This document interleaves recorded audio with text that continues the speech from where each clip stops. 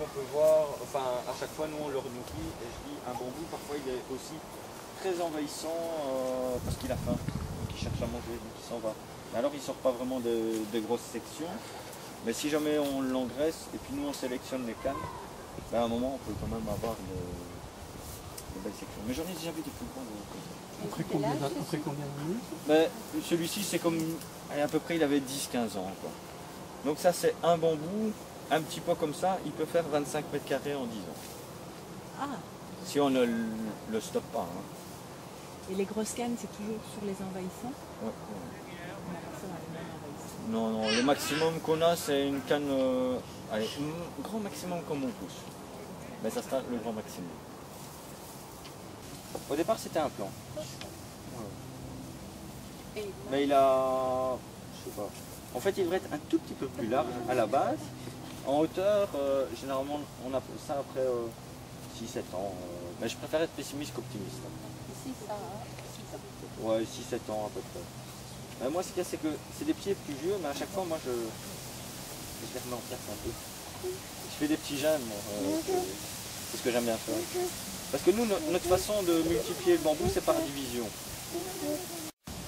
C'est qu'il pousse en 2 fois.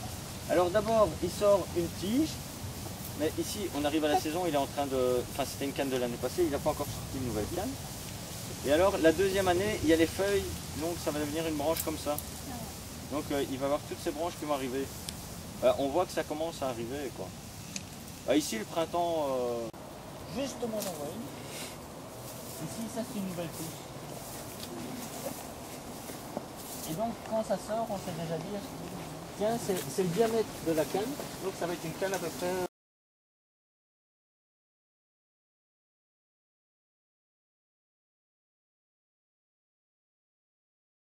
non, il n'y a que...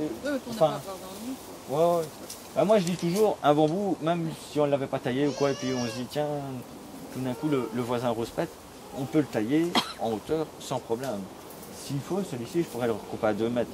Tandis qu'il y a beaucoup de plantes, il faut qu'elles soient taillées tout le temps. Si jamais on ne les taille pas dès le départ, après, ça ne ressemble plus à rien. Quoi. Et par exemple, celui-ci et celui qui est à côté, c'est exactement le même qu'on a taillé.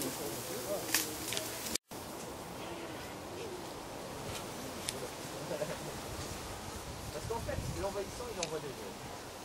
Donc dans le sol. Vous avez marché dessus, vous avez marqué un petit peu. Tandis que ceci, en fait, quand il envoie des œufs, il sort directement. Donc il n'y a pas la racine. Donc il envoie d'abord, et puis c'est l'année d'après que ça sort. Donc quand ça sort, on sait qu'elle essaie de la mettre plus loin.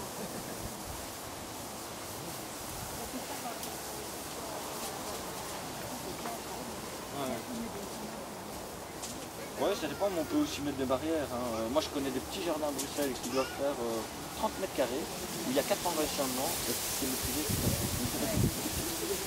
Donc il y a vraiment moyen de tout faire. Mais ce qu'il faut se dire, c'est que si je monte un petit jardin, C'est de la pluie, c'est dur, pour pouvoir tondre, de monter notre corps, pour comment aller devoir